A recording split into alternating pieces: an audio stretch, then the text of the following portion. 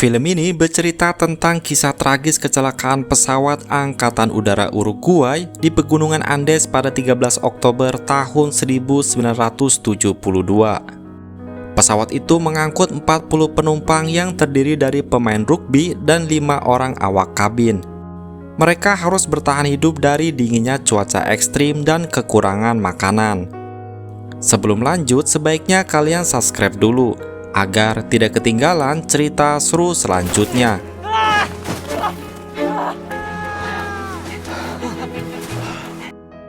Film dibuka dengan memperlihatkan pemain rugbi asal Uruguay yang berhasil memenangkan pertandingan.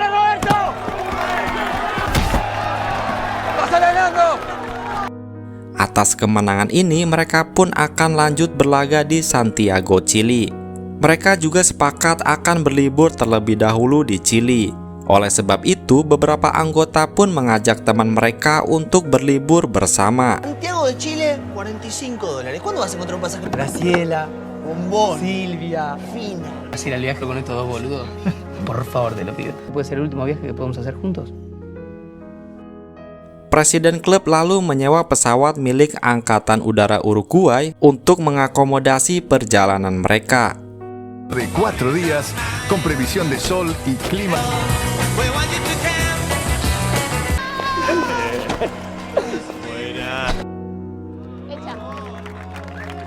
Este es el primer viaje lejos de su hogar. Di dalam pesawat, mereka tampak bercanda bahagia, tanpa terlihat sesuatu kecemasan yang berarti. Chocan contra el viento frío de la montaña y genera un efecto de succión. No te estoy jodiendo.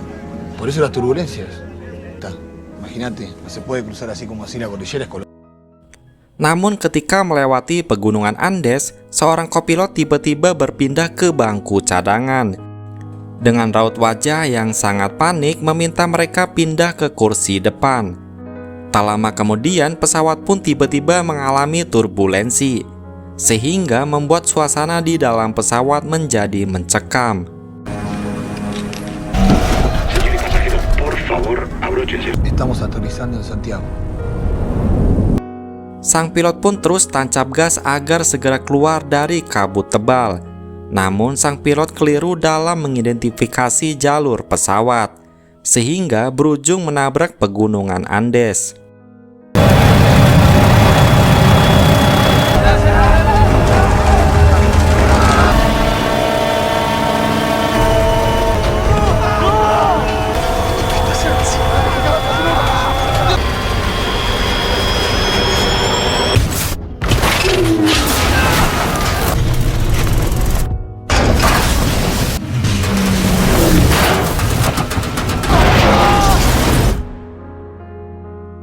Beberapa saat kemudian, ketua klub yang bernama Marcelo pun tersadar dan mencoba menyelamatkan teman-temannya. Eduardo. Dari total 45 penumpang, kini hanya tersisa 33 orang yang bisa menyelamatkan diri dari reruntuhan. Beberapa orang lainnya mendatangi sang pilot dengan harapan bisa menerima bantuan. Namun sayangnya pilot mereka sudah sekarat, sehingga tak bisa membantu mereka mengaktifkan radio komunikasi.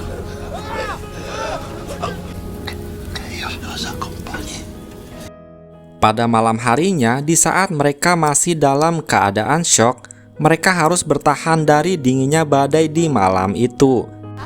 Agárrame fuerte la panza. Abrázame fuerte, Pancho. Paginya, sebagian anggota yang masih bertahan keluar untuk menikmati hangatnya sinar matahari. Mengingat sudah banyaknya korban yang meninggal, sang kapten memerintahkan mereka untuk mengeluarkan semua mayat dan barang-barang yang ada di dalam pesawat. Hal ini dilakukan untuk membuat ruang istirahat bagi orang-orang yang masih hidup. Vamos, muchachos, vamos. Sal que lo necesite, el máximo cuidado posible. Setelah itu, mereka pun mencari makanan dari setiap koper yang ditemukan, lalu mengumpulkan makanan tersebut di dalam satu koper khusus.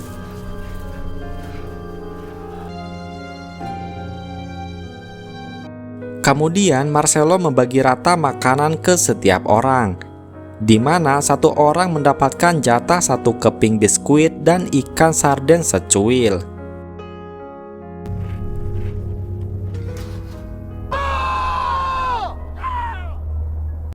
Pada malam harinya, mereka beristirahat di dalam bangkai pesawat. Koper-koper itu kemudian disusun untuk menutupi lubang pesawat. Tomá, tapá los agujeros que hay por ahí que después... Van a venir. Strauch no es tan optimista como Marcelo. Es un lugar donde vivir es imposible. Esoknya, tepat di hari ketiga, seorang anggota bernama Nando terlihat sekarat karena mengalami luka yang cukup serius. Nando yang kemarin pergi dengan ibu dan adiknya, ternyata sang adik mengalami luka yang cukup serius, sementara ibunya sudah meninggal dunia.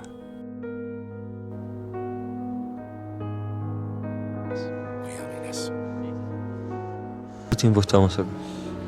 3 días. Sementara di luar, Chivito mencoba mencairkan es dengan memanfaatkan sinar matahari sebagai asupan mineral mereka. Sedangkan beberapa orang lainnya membuat tanda X besar di atas hamparan salju, dengan harapan tanda tersebut bisa terlihat oleh pesawat penyelamat. Dan benar saja, pada siang itu pesawat tim SAR pun terlihat melintas. Namun sayangnya pesawat itu tidak melihat keberadaan mereka. Lalu mereka yang tersisa masih bertahan, mulai memikirkan bagaimana caranya agar mereka bisa ditemukan. Karena persediaan makanan mereka tinggal sedikit, Numa menyarankan agar mereka pergi menuju ekor pesawat yang kemarin terpisah. Así no vamos a aguantar, ¿eh? ¿Cuánto podemos estar así? 3 semanas sin comer. Si yo llevo 3 días. ¿Hay que subir a buscarlas allá donde chocamos? Akhirnya 4 orang dari mereka pun pergi menaiki gunung untuk mendatangi ekor pesawat.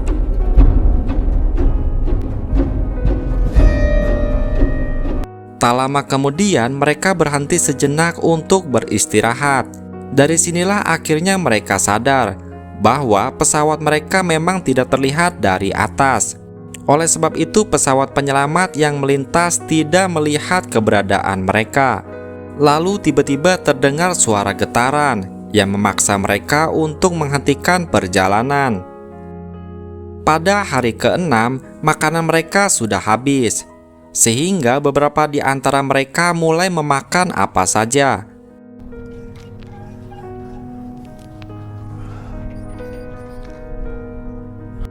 Di sisi lain, Chivito dan Gustavo mendiskusikan sesuatu. Vito mengatakan bahwa Nando sepertinya mulai tidak waras. Di mana tadi malam Nando mengatakan bahwa mereka tidak akan mati kelaparan apabila memakan daging dari para jenazah. Ucapan tersebut ternyata dianggap serius oleh Gustavo. Karena jika ingin ditemukan oleh tim SAR, maka mereka harus tetap hidup. Ide tersebut pun kemudian dibahas ketika mereka sedang berkumpul di dalam pesawat. Roberto dan Vito setuju untuk memanfaatkan daging jenazah agar mereka bisa bertahan hidup. Namun Marcelo dan Numa menentang ide tersebut karena para jenazah ini adalah teman yang mereka sayangi. Roberto yang merupakan mahasiswa kedokteran pun menunjukkan fakta bahayanya jika tidak makan, di mana tubuh mereka akan melemah sehingga mengganggu fungsi otak. Beberapa orang lainnya juga mengatakan bahwa urin mereka sudah berubah menjadi warna hitam. Akan tetapi Marcelo dan Numa yang merupakan mahasiswa hukum meminta teman-temannya untuk sabar menunggu tim SAR selama 2 hari lagi. Esoknya pada hari ke-8, karena sudah tak kuat menahan rasa lapar, beberapa di antaranya mulai makan tali sepatu dan mengunyah batang rokok.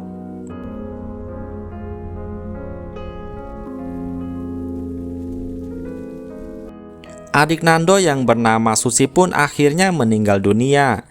Nando kemudian membawa adiknya keluar. Por favor. ¿Qué pasa? No está respirando, no sé qué le pasa. Hoy se murió la hermana de Nando Parrado.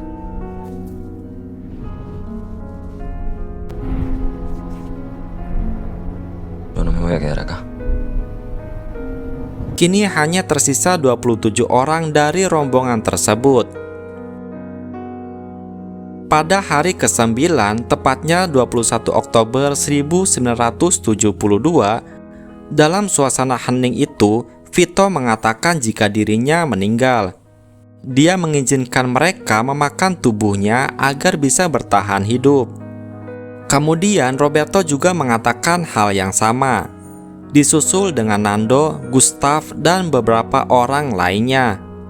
4 orang di antara mereka kemudian keluar dan mulai mengambil daging dari jenazah.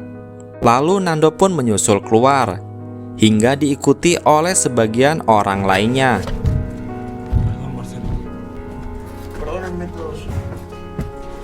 Sementara Marcelo, Numa, dan beberapa orang lainnya tetap berada di dalam pesawat. Keesokan harinya, Vito dan beberapa orang lainnya bertugas sebagai penjagal. Mereka menyiapkan hidangan daging itu di tempat yang tersembunyi, agar para penyantap tidak enak ketika memakannya. Orang-orang yang sudah menyantap daging itu akhirnya segar kembali. Di sisi lain, beberapa orang menemukan sebuah koper. Setelah koper dibuka, mereka menemukan sebuah radio kecil. Radio tersebut ternyata masih menyala, sehingga mereka pun berusaha untuk mendapatkan sinyal. Sementara di dalam pesawat, Numa dan Marcelo yang masih kelaparan hanya bisa duduk lemas. ¿Qué es eso? Tak lama kemudian terdengar teriakan dari luar. Ternyata radio tersebut menangkap sebuah berita yang menyatakan bahwa pencarian terhadap pesawat Uruguay pada hari itu resmi dihentikan, di mana tim SAR akan melakukan pencarian lagi pada tahun depan di saat salju sudah tidak tebal. Berita tersebut membuat semua orang frustasi, terutama Marcelo yang selama ini selalu optimis akan diselamatkan. Akhirnya Marcelo pun mulai memerintahkan mereka semua untuk makan. Akan tetapi Numa tidak mau memakan jenazah. Dia masih penasaran dengan ekor pesawat yang berada di balik tebing. Akhirnya Numa dan 2 orang lainnya kembali menaiki tebing itu, dan kali ini berhasil menemukan ekor pesawat. Namun mereka hanya menemukan beberapa koper dan jenazah teman-teman mereka.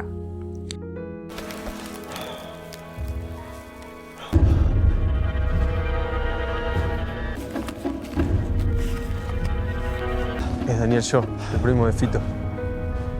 Di saat matahari mulai tenggelam, mereka menyarankan untuk segera kembali. Akan tetapi Numa belum mau kembali. Dia ingin menemukan baterai cadangan yang dikatakan kru pesawat kemarin. Sialnya mereka tak sadar bahwa badai salju mulai melanda, sehingga mereka pun terjebak di sana hingga malam hari. Mereka mencoba bertahan dari dinginnya malam yang menusuk tulang. Keesokan harinya, mereka bertiga masih bertahan hidup. Dengan memanfaatkan lempengan besi pesawat, mereka bertiga pun berseluncur ke bawah.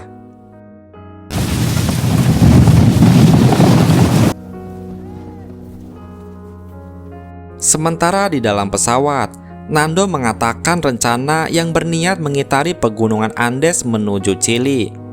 Namun untuk melakukan itu, kondisi Numa harus bugar. Akhirnya Numa pun terpaksa memakan daging itu bulat-bulat dan mulai memiliki harapan untuk hidup. Pienso en la posibilidad. Cada vez miro a Nando y siento esperanza. Están los valles verdes de Chile. Pero yo voy a ir con él. Pada hari ke-17, kondisi mereka yang kembali segar sudah mulai bersenda gurau, menertawakan kondisi mereka. Namun tiba-tiba terasa sebuah getaran yang kemudian dilanjut dengan datangnya longsor salju. Como regalo volver. Me dan ganas de echarme a correr. Vamos, Numa.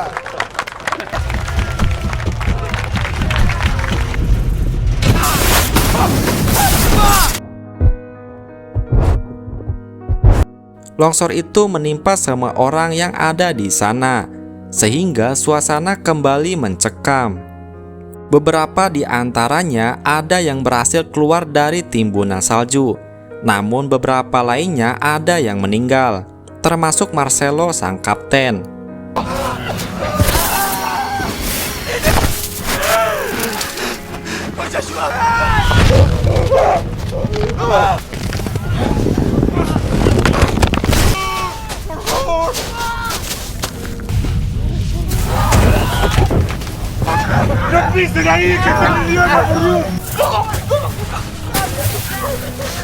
Tak lama kemudian longsor salju kembali menerjang mereka, sehingga badan pesawat benar-benar tertimbun.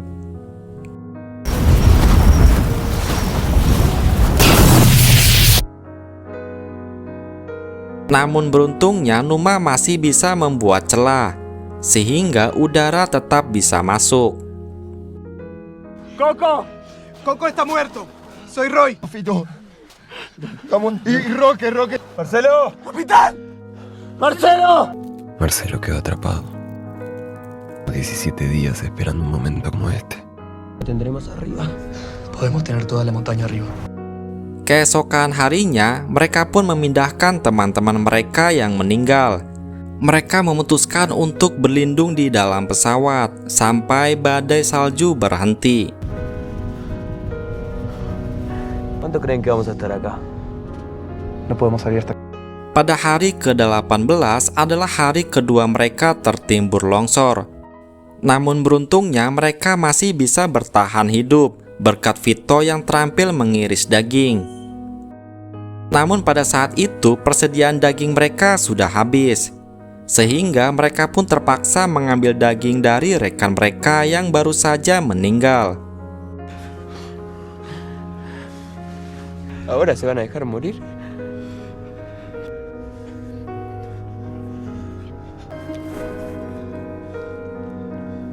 Di sisi lain, Numa yang sudah tak tahan melihat Roberto dan Vito mengiris daging, akhirnya mulai memecahkan kaca pesawat sehingga membuat kakinya terluka.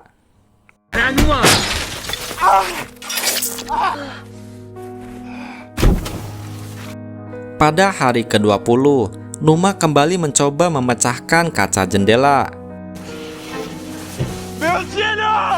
Ternyata kondisi di luar sudah mulai cerah. Satu persatu dari mereka pun mencoba keluar. Akhirnya mereka pun bisa menikmati sinar matahari lagi, setelah 4 hari lamanya tertimbun salju.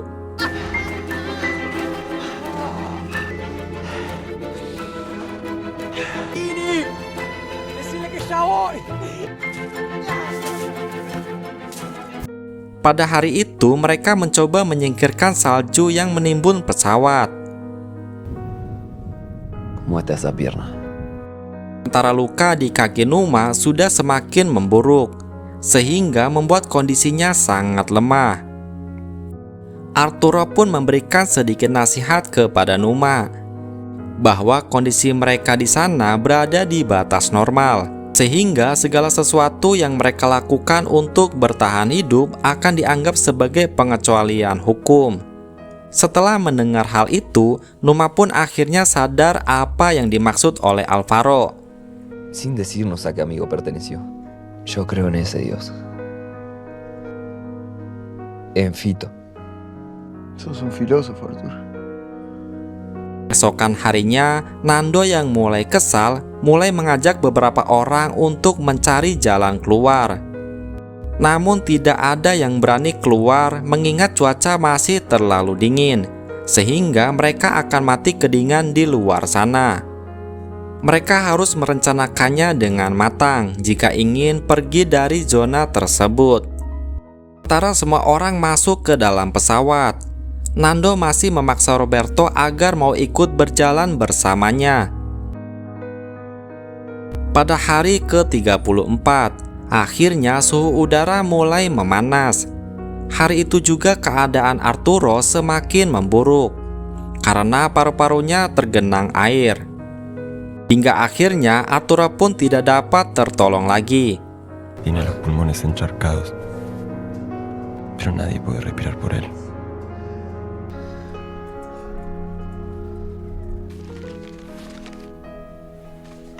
Sementara di luar, Gustav memaksa Roberto untuk mulai ikut berjalan. Karena ilmu kedokteran mereka tidak berguna untuk membantu rekan-rekannya di saat seperti ini. Keesokan harinya, 4 orang di antara mereka mulai melakukan perjalanan untuk mencari jalan pulang. Keempat orang ini adalah Nando, Roberto, Tintin, dan Numa. Beberapa saat kemudian, Numa terjatuh karena kakinya kesakitan.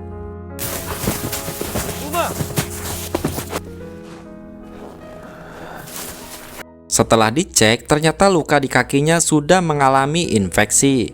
Akhirnya Numa memutuskan untuk kembali seorang diri dan membiarkan teman-temannya melanjutkan ekspedisi.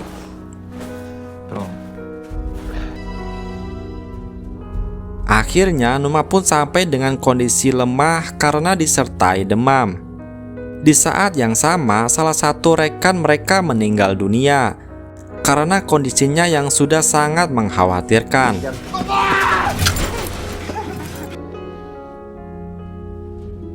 Keesokan harinya, Nando dan kawan-kawan ternyata sudah kembali. Kemarin ketika mereka melanjutkan perjalanan, mereka menemukan ekor pesawat yang ternyata jatuh di arah berseberangan. Di sana mereka menemukan beberapa koper yang berisi makanan dan minuman, serta beberapa rokok. Mereka juga menemukan baterai yang memang terinstal di ekor pesawat. Hacia el este unas 2-3 horas. Abrigos limpios, lleno de botellas de...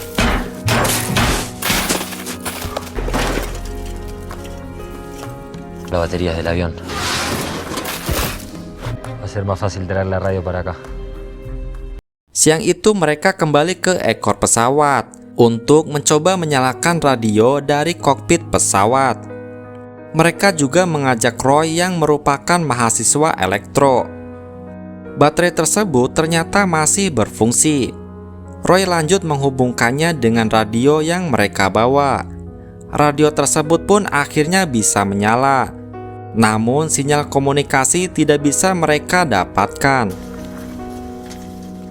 Hola. Sementara di pesawat, rekan-rekan yang lainnya setia menunggu sambil menyantap cemilan entah dari tubuh siapa.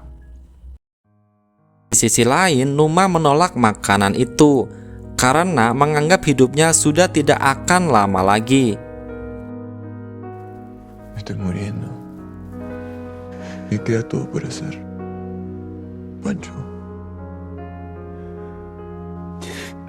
Dale.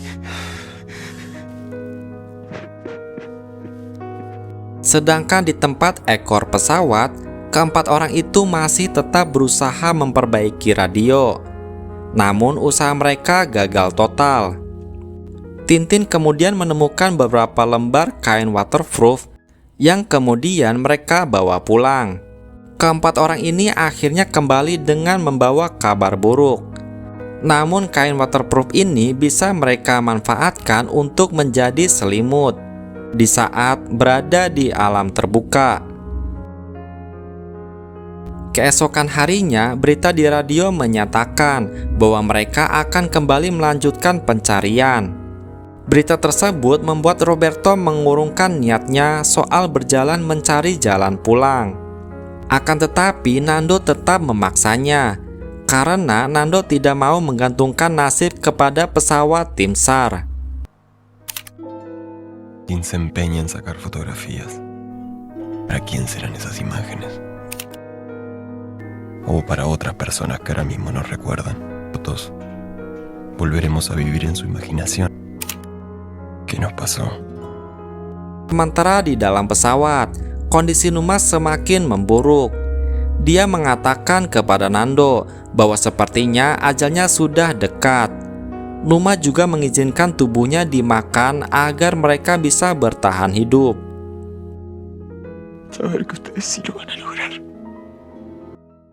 Pada malam harinya, Roberto masih setia merawat Numa.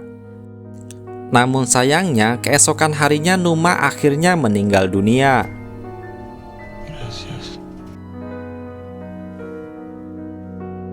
Morí el 11 de diciembre de 1972.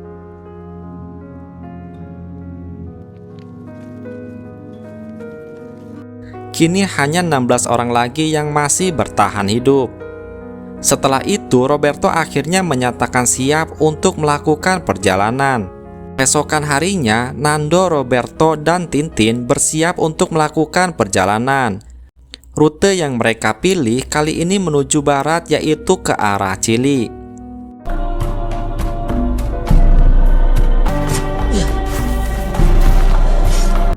Pada hari ke-61 itu, di saat hari sudah mulai gelap, mereka mencari tempat nyempil untuk berlindung. Esoknya mereka harus melanjutkan perjalanan, menaiki pegunungan yang menjulang tinggi.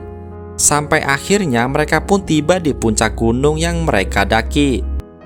Dari atas gunung itu mereka merasa takjub sekaligus takut, karena ternyata pegunungan Andes itu terbentang luas seperti tak ada ujungnya.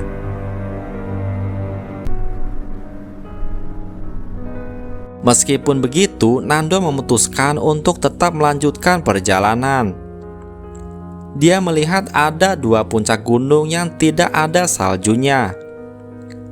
Nando mendesak Roberto agar ikut bersamanya.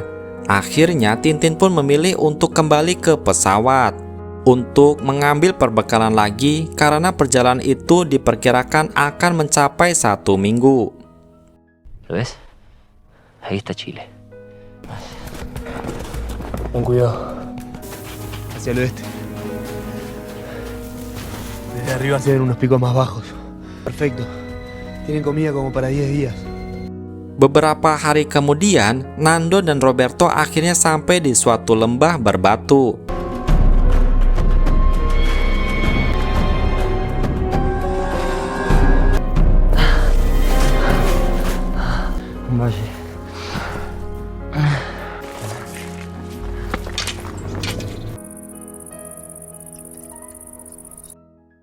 Keesokan harinya, mereka mulai menemukan sebuah sungai.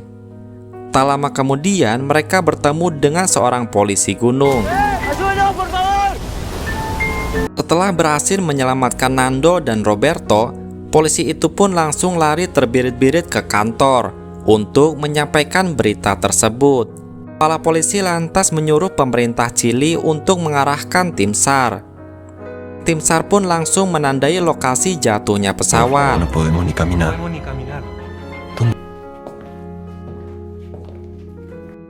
Sementara Nando dan Roberto sedang dijamu di sebuah rumah sederhana. Tak lama kemudian datang segerombolan awak media yang ingin meliput mereka berdua. Berita mereka sampai ke pemukiman warga ternyata terdengar oleh rekan-rekan mereka yang masih berada di bangkai pesawat. Akhirnya mereka pun mulai membersihkan diri, menunggu dijemput oleh tim SAR.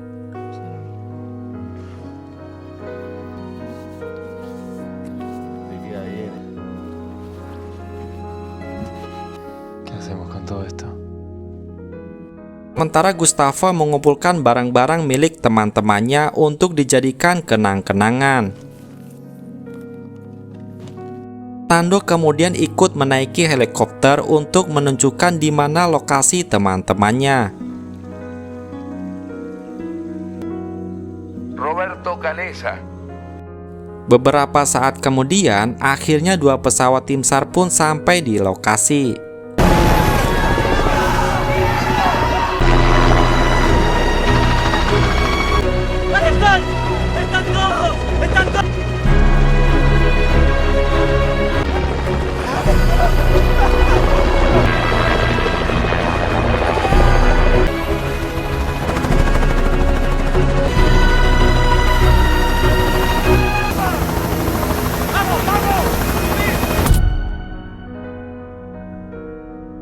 22 Desember 1972, setelah 71 hari terdampar di pegunungan es, akhirnya mereka pun sampai di wilayah Chili. Anggota keluarga mereka juga terlihat sudah menunggu mereka di sana. Sebelum dipulangkan ke rumah masing-masing, mereka dibawa ke rumah sakit terlebih dahulu untuk menjalani El pengobatan. recibimiento es sobrecogedor. Quieren acercarse a mis amigos. Periodistas con sus cámaras y sus micrófonos. ¿Qué les pasó en la montaña? Con sus exámenes y sus instrumentos. Los chicos hablan de los héroes de los Andes. Se preguntan por qué no volvimos juntos. Ustedes el sentido. Y cuéntenle a todos lo que hicimos en la montaña. Dan film pun selesai. Semoga dapat bermanfaat dan sampai jumpa di alur cerita seru selanjutnya.